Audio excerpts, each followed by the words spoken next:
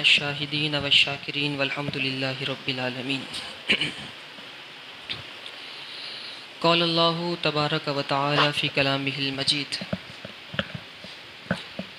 مکروا ومکر اللہ واللہ خیر الماکرین۔ صدق اللہ العظیم وبلغنا رسولہ النبی الامین الکریم ونحن علی ذلک لمن الشاہدین والشاکرین والحمد للہ رب العالمین۔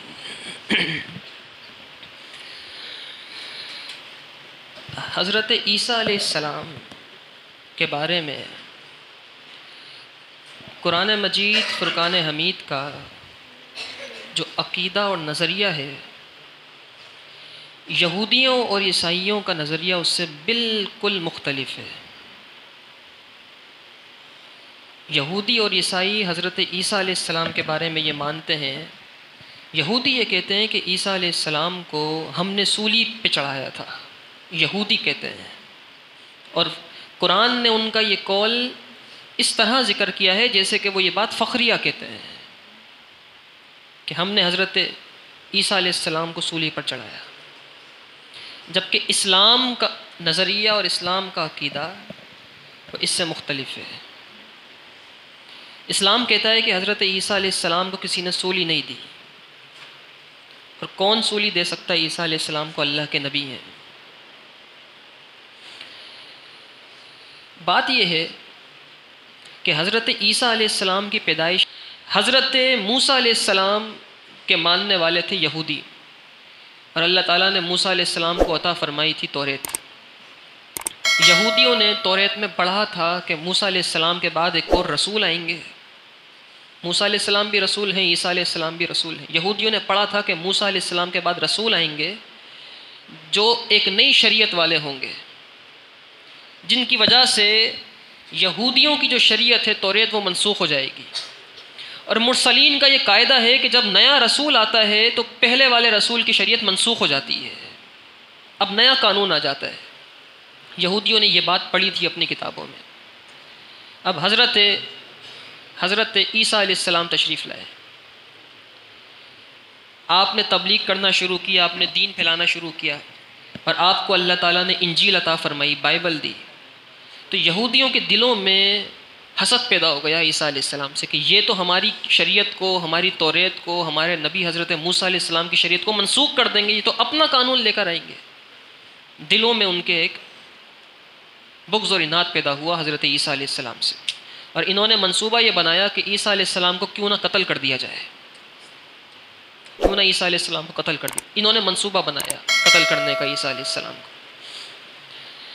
حضرت عیسیٰ علیہ السلام نے کھڑے ہو کے خطبہ دیا اور آپ نے فرمایا من انصاری اللہ، کون ہے جو اللہ کے دین کی طرف میری مدد کرے، کیونکہ یہ لوگ تو میرے قتل کے در پہ ہیں، قتل کرنا چاہتے ہیں۔ تو دو روایتیں ہیں، بعض روایات کے مطابق 12 افراد اور بعض کے مطابق 19 افراد نے صرف کہا کہ ہم آپ کے ساتھ ہیں، نحن انصار اللہ، ہم اللہ کے دین کے مددگار ہیں۔ صرف اتنے سے لوگ تھے جو عیسیٰ علیہ السلام کے ساتھ تھے، باقی سب مخالف۔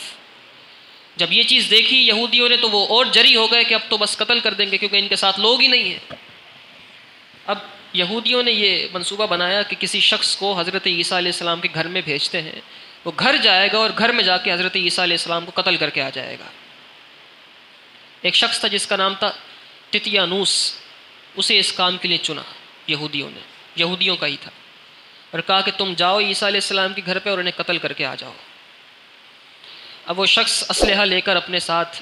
اور قتل کے اوزار لے کے حضرت عیسیٰ علیہ السلام کے گھر پہنچ گیا۔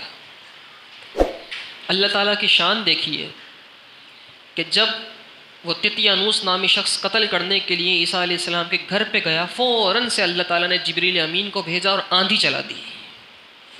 یہ آندھی کا آنا اور جبریل امین جو تشریف لائے، اللہ تعالیٰ نے اس کے درمیان عیسیٰ علیہ السلام کو آسمانوں پر اٹھا لیا، آسمانوں پہ بلند، تاکہ کوئی قتل نقصان نہ پہنچا سکے۔ اللہ تعالیٰ اپنے انبیاء کے بارے میں بڑا غیرت مند ہے، وہ نہیں اس چیز کو برداشت فرماتا کہ کوئی نبی کو تکلیف دے۔ اسی لیے تو انبیاء کی شانوں میں گستاخیاں کرنے والی جو امتیں تھیں پہلے، ان پر عذاب نازل ہوا کرتے تھے۔ اور آج فرانس پر دیکھ لیں، وہ عمارت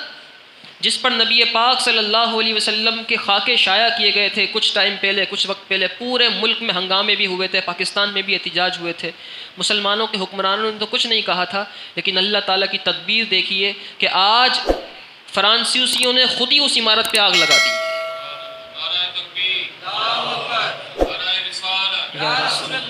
یہ اللہ تعالیٰ اپنے انبیاء کے بارے میں غیرت مند ہے، اسی عمارت پہ آگ لگائی، اور فرانسیسی آپس میں گتم گت، کیونکہ تم نہیں کر سکتے تو اللہ تعالیٰ کو کسی کی ضرورت نہیں ہے، اللہ تعالیٰ کو کسی کی ضرورت نہیں ہے، وہ اپنے کام خود فرما لیتا ہے، خود کرا دیتا ہے۔ اب اللہ تعالیٰ نے عیسیٰ علیہ السلام کو آسمانوں پر بلند کیا، بہت دیر تک یہودی باہر خوشخبری کے انتظار میں تھے کہ تتیانوس خوشخبری لے کر آئے گا کہ عیسیٰ علیہ السلام کو نعوذ باللہ من ذالک قتل کر دیا ہے، نہیں آیا تتیانوس،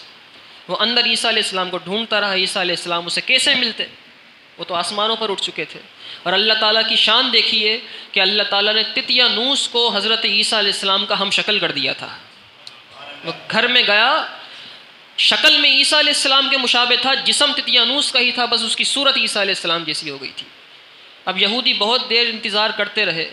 اور کافی انتظار کے بعد جب وہ تتیانوس واپس نہیں آیا باہر، تو یہودیوں نے کہا چلو خود چل کے دیکھتے ہیں کیا ماجرا ہے۔ اندر گئے تو تتیانوس تھا جو عیسیٰ علیہ السلام کی شکل میں تھا، یہودی سمجھے کہ یہ شاید عیسیٰ علیہ السلام میں، انہوں نے تتیانوس کو ہی قتل کر دیا، اور قتل کر کے اسے سولی پہ چڑھا دیا۔ قرآن مجید فرقان حمید نے اس پوری بات کو اس طرح ذکر کیا، فرمایا وما قتلوہ وما صلبوہ ولیکن شبہ لہم، ان لوگوں نے نہ تو عیسیٰ علیہ السلام کو قتل کیا نہ سولی پر چڑھایا، ہاں ایک دوسرا شخص تھا جسے عیسیٰ علیہ السلام کا ہم شکل کر دیا گیا تھا، اسے قتل کیا اور پھر اسے سولی پر چڑھایا۔ اب یہاں ایک بات بڑی قابل غور ہے، یہ قادیانیت جو ہے، یہ تو ہم سب جانتے ہیں کہ یہودیوں اور نصرانیوں کا اگایا ہوا پودا ہے، انہی کا گماشتہ پودا ہے، ان کے عقائد میں یہودیوں اور نصرانیوں کے عقائد کی بو آتی ہے۔ قرآن واضح الفاظ میں کہتا ہے کہ عیسیٰ علیہ السلام کو قتل نہیں کیا گیا، شہید نہیں کیا گیا، نہیں کسی نے آپ کو مارا، آپ کو اٹھایا گیا، بلکہ ایک اور مقام پہ فرمایا انی متوفی کا ورافعو کا الیہ، میں آپ کو آپ کی پوری عمر تک پہنچاؤں گا اور آپ کو اپنی طرف بلند فرما لوں گا، قرآن میں اللہ فرماتا ہے۔ لیکن قادیانیوں کا نظریہ اور عقیدہ یہ ہے کہ عیسیٰ علیہ السلام کی وفات ہو چکی ہے، قرآن کے عقیدے کے بھی خلاف ہے یہ، اور یہ نظریہ کیا پیش کرتے ہیں، یہ دلیل کیا دیتے ہیں، بڑی بوگس سی دلیل ہے ان کی قادیانیوں کی، کہتے ہیں کہ قرآن یہ کہتا ہے کہ عیسیٰ علیہ السلام اٹھا لیے گئے آسمانوں پر، تو دیکھیے یہ قادیانیوں کی دلیل ہے، وہ کہتے ہیں اٹھائے نہیں گئے، اس لیے نہیں اٹھائے گئے کیونکہ جب آسمانوں پر اٹھتے ہیں تو راستے میں ایک ایسا مقام آتا ہے جو صرف آگ ہی آگ ہے، عیسیٰ علیہ السلام اگر آسمانوں کی طرف اٹھائے جاتے تو وہ آگ میں جا کے نعوذ باللہ من ذالک نقصان میں آ جاتے ہیں، اور پھر آگ اگر پار کر لیں تو آگ کے بعد ایک اور مقام آتا ہے جہاں صرف برف ہی برف ہے، وہاں سے کوئی شخص گزرے گا تو جم جائے گا۔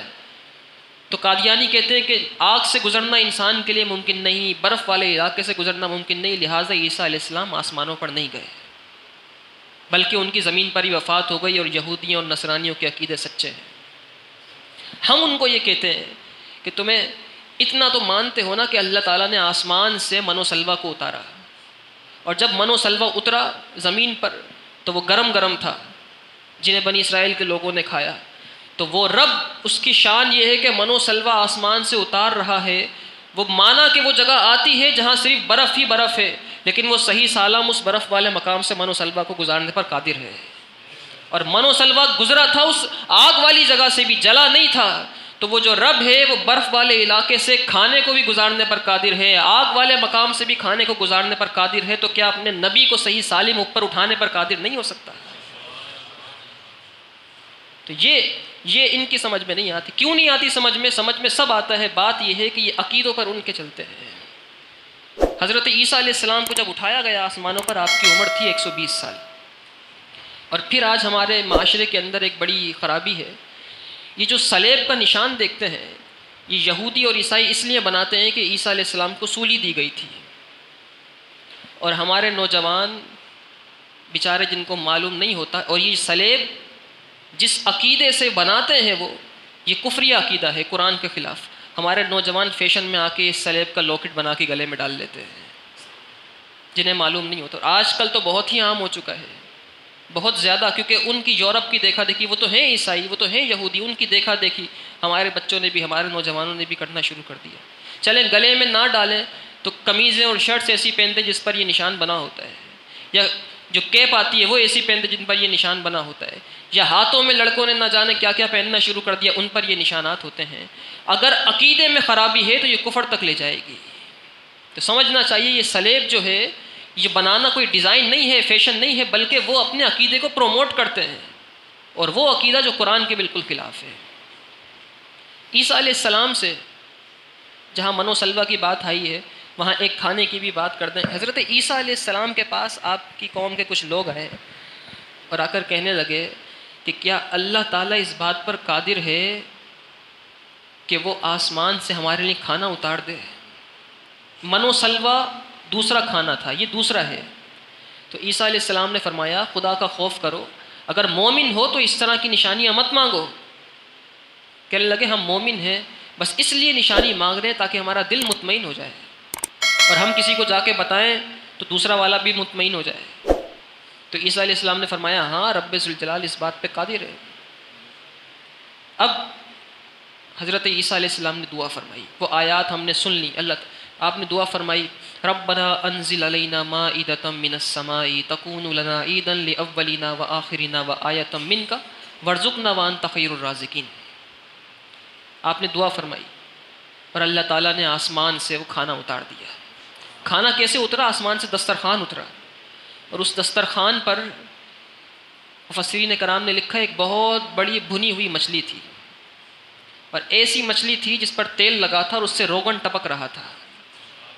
بہت بڑی مچھلی تھی۔ اور اس کے ساتھ صرف مچھلی نہیں اتری، اس کے علماء نے لکھا کہ سر کی جانب نمک تھا اور اس کی جو دم تھی اس کی جانب سرکہ رکھا تھا، یعنی تمام لوازمات کے ساتھ اتاری، اور اس کے آگے پیچھے مختلف قسم کی سبزیاں موجود تھیں۔ اللہ تعالیٰ نے اس طرح وہ مچھلی اتاری، اس کے ساتھ 5 روٹیاں بھی اتری۔ اب 5 روٹیاں مفسرین نے لکھی ہیں، لیکن وہ کتنی بڑی تھیں یہ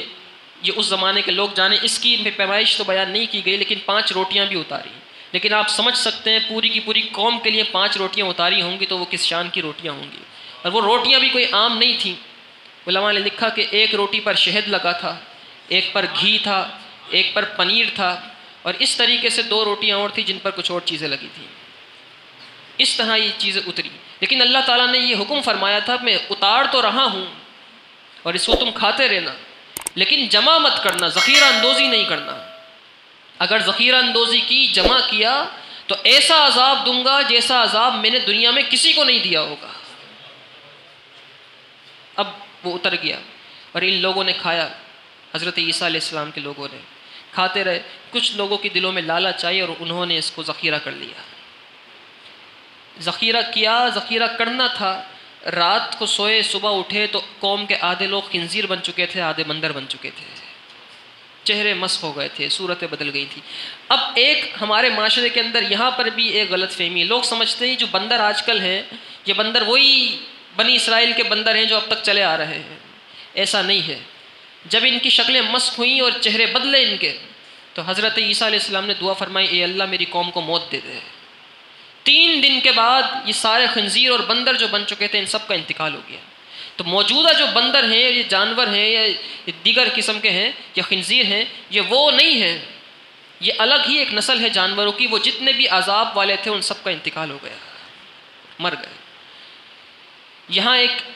لوگ پوچھتے ہیں رزق میں خیر و برکت کے لیے وظیفہ بتا دیں، تو یہ جو آیت ہے حضرت عیسیٰ علیہ السلام نے جو آیت پڑھی تھی، جو دعا مانگی تھی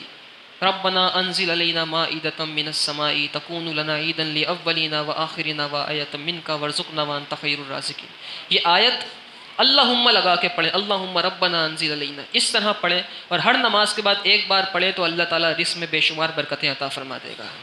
اللہ تعالیٰ ہمیں قرآن مجید فرقان حمید سمجھنے کی توفیق عطا فرمائے۔ وآخر الدعوایا ان الحمد للہ رب العالمین۔